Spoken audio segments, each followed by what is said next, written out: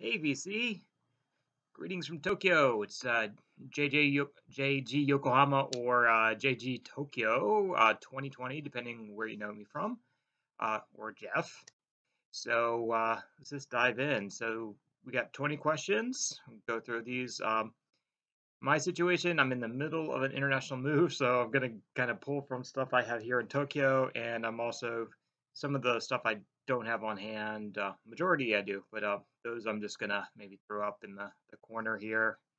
And I'm gonna try to create a playlist, which I'll link in the description below, and just drop the information below because there's gonna be a lot of Japanese names and stuff in there, and it's gonna be a little difficult for you guys. So let's get going. 20 questions. So the first question for Final Tag 2012 was best find. I had a couple really, really good finds this year. So I'll maybe just give you a top two here. First thing I found about a month or so ago. Original Brazilian 1969 pressing of Mutante's self-titled. Yeah, complete everything, mono copy. Just found it in the new arrivals bin at the shop down the street from me. A 15-minute walk from here. Cost me probably about $6 or $7 US. Seeing as this is the original Brazilian pressing. I don't know if you can see that, but apparently this thing's worth maybe around 200-ish. Near mint, really, really primo inside too. It's hardly been played. So I was really pleasantly surprised to see that. Just virtually no wear anywhere, not even on the corners. It looks pristine. Looks like a repress, which is probably why it was like marked so low, but because the represses aren't worth a lot. But this is definitely the real deal. So it's Mutantes or Os Mutantes, their other album. This is their second album, 1969, Brazilian band, kind of psych pop, I guess you'd call them. So apparently on this one they had some run-ins with the government. They tried to censor them or worse. And they seem to be still around and still touring. I think I've seen them maybe touring in the U.S. recently, I believe. Okay, and this is another really good find recently. This again, original press. I swore it was a repress when I picked it up because it was so cheap. I think I paid about 15 bucks on this one. This is one of Dave Pike, Dave Pike's early ones. This thing again, near mint. I swore when I was looking at this, I swore it was like, oh, I didn't know that was repressed.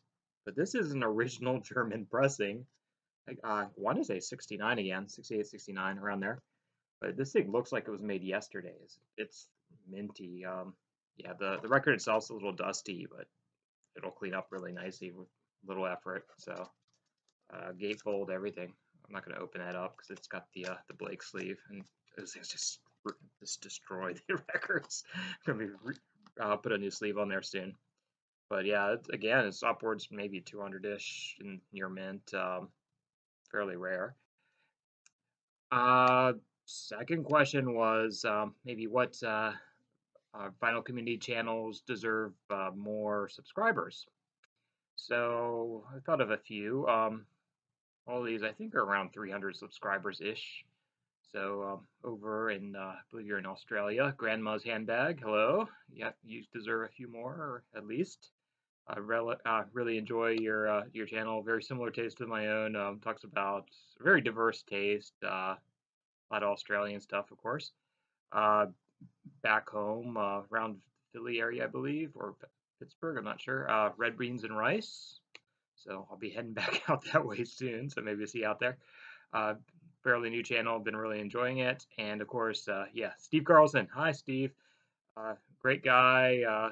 Always very responsive. I yeah, enjoy what he throws up there. Again, very similar taste. And yeah, he's always out there. He makes way too many videos. I can never keep up with him. I swear he's making like 5 or 6 a week now. Can't keep up with him.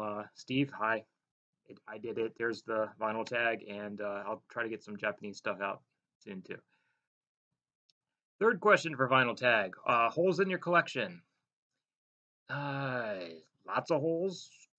I've been traveling a lot and haven't been picking up as much vinyl as I'd like. So I've been spending a lot of time in Japan and in Hawaii the last 20 years. So a lot of my collection's stuck in the 90s, but that's not a bad thing because I kept all the good stuff.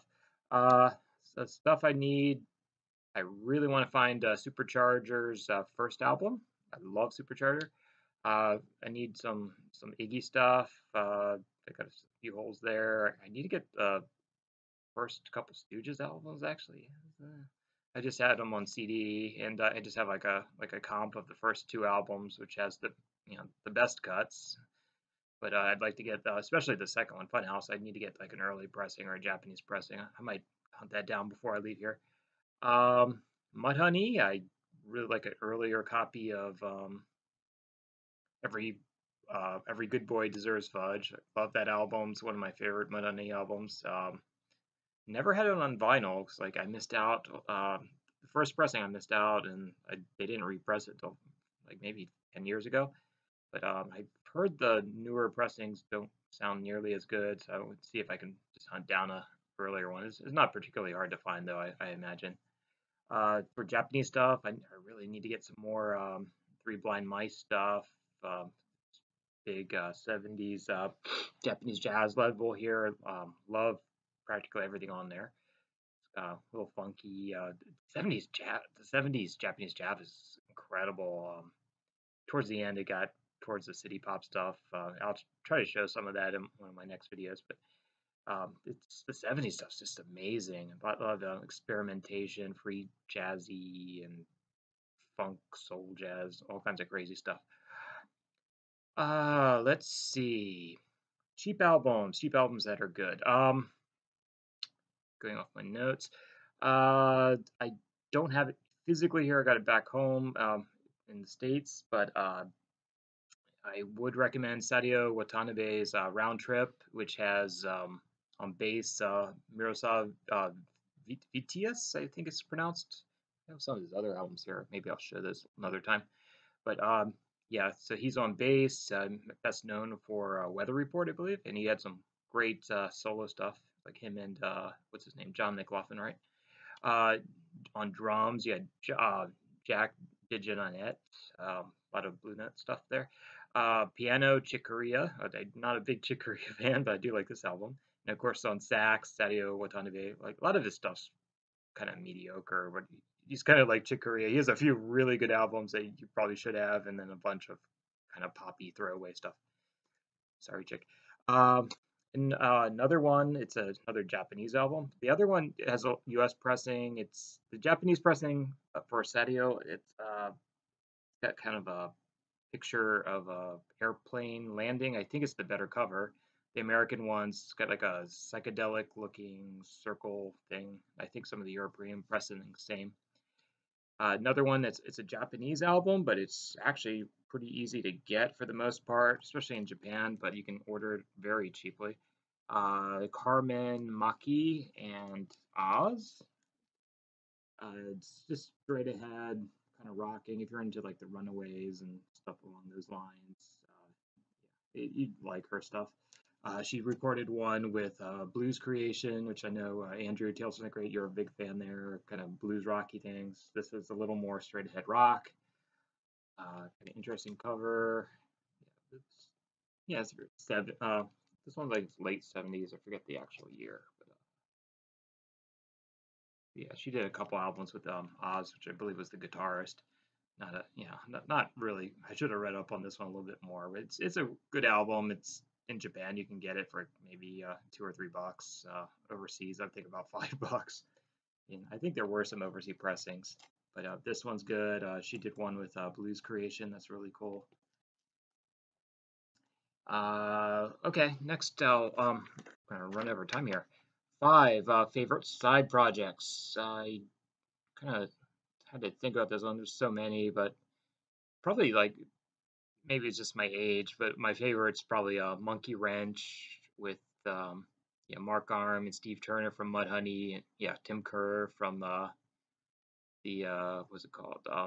The Big Boys, Poison 13. So I think they more or less just formed to record some of Poison 13's unrecorded stuff. But if you like Mudhoney, you'd like them. Like kind of garagey fun. Yeah, I really like that first album. I have to get it on vinyl at some point. I had a CD for years. I don't know if it's side, kind of a side project. This is kind of a honorable mention since I just happened to have it. It was a recent pickup. But yeah, 801. If you like Roxy music, it has Phil Manzanera. I hope I'm saying that right. Manzanera. And yeah, Brian Eno, and it's basically like a pseudo reformed early Roxy music. It's good stuff. A little more proggy though. Next one. So, song. Oh, another honorable mention, I suppose, would be yes. I think one or two other people mentioned it. Was going to be my first pick. Was yeah, Super Session. But yeah, we'll skip that one. Songs uncharacteristic of the artist. For this one, yeah, just first one that popped to mind. I don't think anyone mentioned. So Mudhoney had a split EP with a country artist, so they're kind of more known from their north northwest kind of garage sound, but they did a like a country EP with Jimmy Dale Gilmore. So I'm gonna say Mudhoney tonight. I'm gonna go downtown. Don't have the single with me, but I'm just gonna maybe pop up in the corner and I'll put it on the playlist, which I'm gonna put the link below. So I'm trying to put all these on there. Um, Last album I purchased, again, I got shipped to the States, but I highly recommend this one. High Rise, and the album's High Rise 2 is possibly their best one. It's a very recent reissue, and the artists say this is the definitive version. It's supposed to be a really good pressing, so I'm looking forward to listening to that in a couple months when I get back home, I hope. So it's a Japanese 80s Japanese kind of hard, heavy, garagey psych. Um, yeah, the uh, shoot, I forget which guy it was, but I know one of the artists has been active with recently with is it Green Flames. It's a very similar group, and it's also very good. But I don't think they have anything on vinyl. It's all CD. But yeah. So High Rise, I'll throw it up there. So let's see.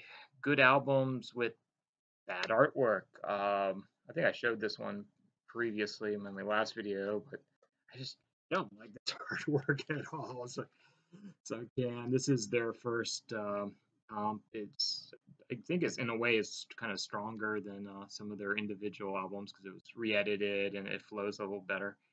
But yeah, Cannibalism. There's two covers. This is the Japanese cover. I think this is the second pressing, but yeah, it's very 80s hardcore pencil drawing. It's kind of endearing, but not not a good cover in my opinion. Uh, okay, and then that one's like a bad album with a good cover. I don't know. I think this one's been shown before, but I just had it handy. So David Bowie's what's this one called? Pulling a blank. It was named after that David Bowie. Oh, Tonight. Yeah, I believe it's called Tonight. So yeah, basically one of his throwaway albums. So he had a couple good ones on there. So yeah, Blue Jeans on here, and a couple Iggy Pop covers. Tonight, the track. I think I had like Tina Turner on it or something. Uh, Neighborhood Thread, of course, another Iggy one, which he recorded with David Bowie originally. Yeah, Japanese pressing, Japanese down there. But yeah, it's kind of a cool cover. It's very kind of like a stained glass window or something going on there. Very 80s. Like the cover, don't like the album very much. Just a couple good tracks, but it's still listenable. Let's see. Next one would be blues albums. So a lot. Actually, had a few of these I picked up recently, but yeah, this is one of my favorite blues albums. I've maybe been mentioned recently, but yeah, Muddy Waters at Newport, 1960. one of his best albums, and yeah, one of my favorite blues albums. Not much you can really say about it. It's been said. It's a really good album. Everyone knows Muddy Waters. Next one, uh, Earworm Song. I unfortunately just shipped this album not that pretty recently, but I'd say Brian Eno's first album. He had that song on some faraway beach. That's one of those songs I absolutely love. The song. It's a little atypical for that period of Eno, but very catchy tune. Do do do do do do do do do do. Yeah, so I'll throw that into the mix. But love the song. But yeah, it gets it's very repetitive and just gets in there, stuck in there for days every time I listen to that album. Let's see. Next is a historically important album. I don't think anyone's shown this one, but this was the reissue from a couple years ago. They reproduced the original artwork, but this is Happy End. Shoot, my Japanese for Kaze Roman, I believe it's called Kaze something Roman. My Japanese is not great. I don't remember that second kanji. Kaze something Roman. So most notably, this is I believe the second group from Harumi Hosono, and arguably his best album. And this is considered to be like one of those top Japanese albums everyone must listen to kind of thing. It's always top five when you look at the best Japanese albums of all time or best rock albums. But yeah, incredible, kind of folksy, little bit psyche. Yeah, it's that period, early 70s. It says on here. Okay, it's a 2017 reissue, apparently. I thought it was 2016. But yeah, you might be able to still grab these. I picked this up about 6 months or so ago. There's still a few floating around. Yeah, it'll cost you about $40 or so. Well, in Japan, $40 or so. But yeah, it's gatefold, really well done, repressed. Okay, yeah, definitely check that one out. Album number 13, album I owned because of my parents. Yeah, my parents, they never had like a ton of music around. They had the Beatles, but Beatles never gelled with me. But yeah, they did let me buy records at the garage sales when I was growing up, and yeah, so that's the first handful of albums I picked up probably were more influential. That'd be like Mitch Ryder and what else? Like Monkeys and a lot of the kind of maybe some like Chubby Checker or something like that. But yeah, something that they did listen to a bit. So I sometimes pick them up is yeah Bob Dylan. This one's a Japanese one I got on the cheap. It's a very common album in this one, but one of his better ones. So not much to say there. Another thing they probably got me into maybe Gordon Lightfoot and a lot of those guys, Carmen and Carmen, Simon and Garfunkel. Okay, moving on. 14. Keep the time down. Best dollar bin find.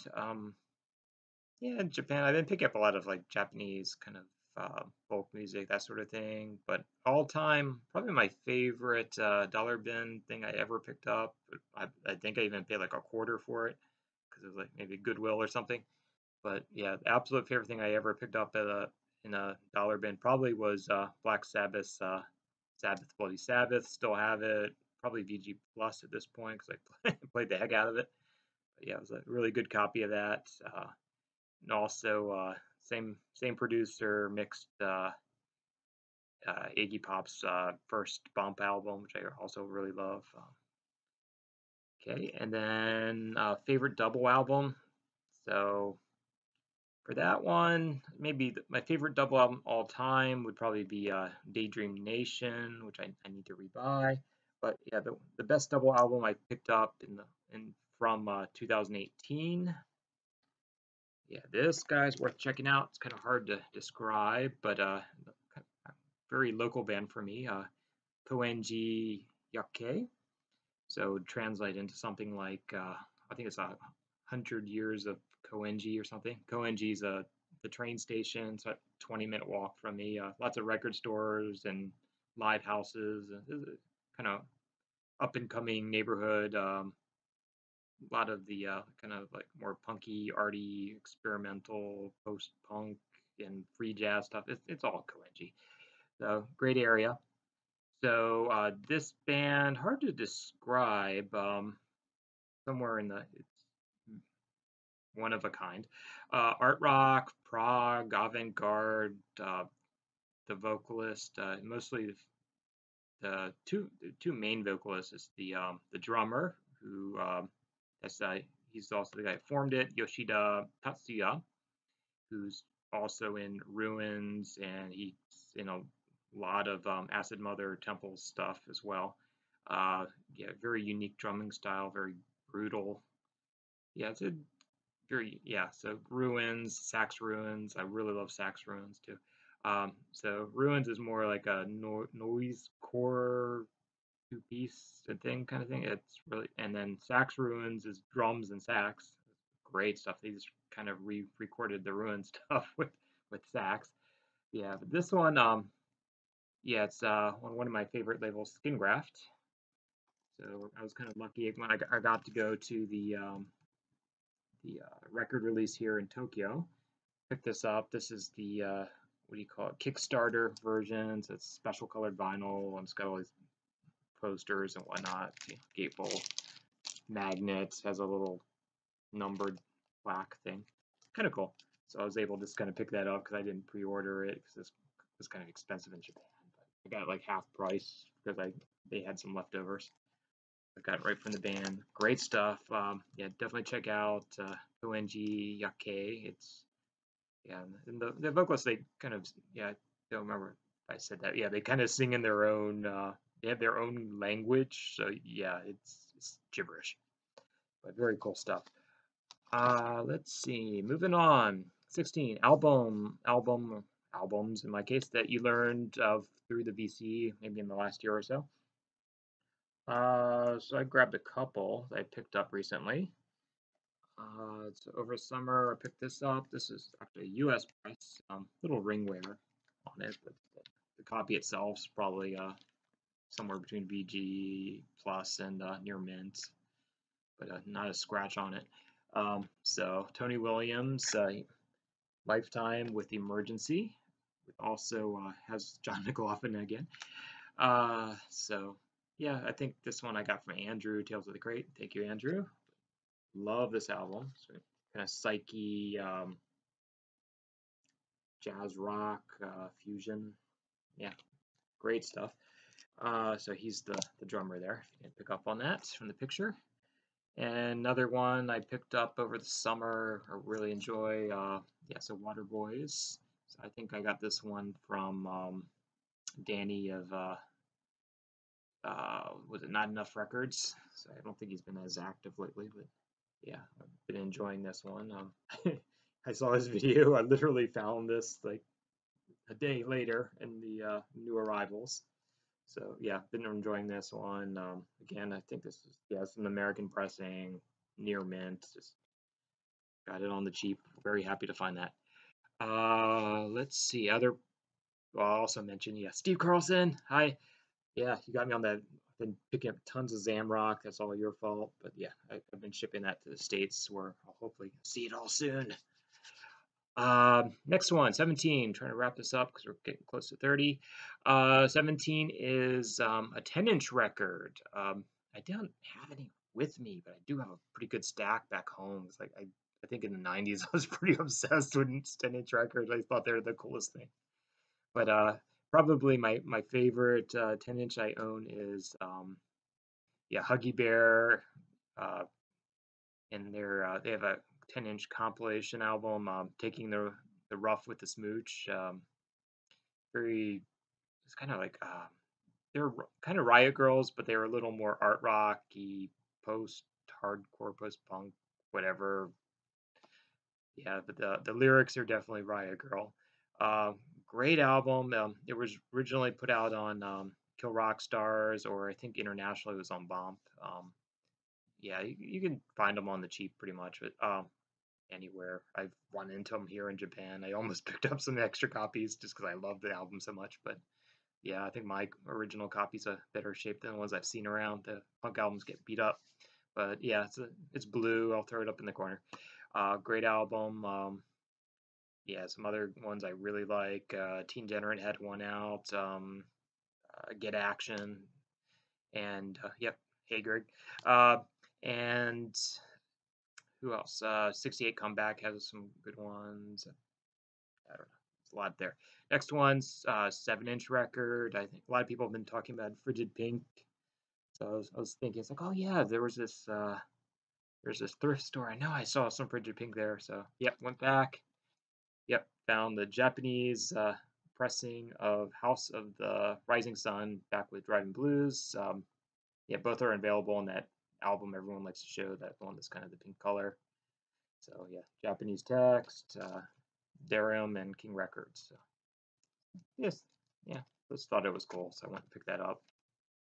Probably paid a little too much for it, but it's really really good shape, like about $5. And let's see, getting to the end.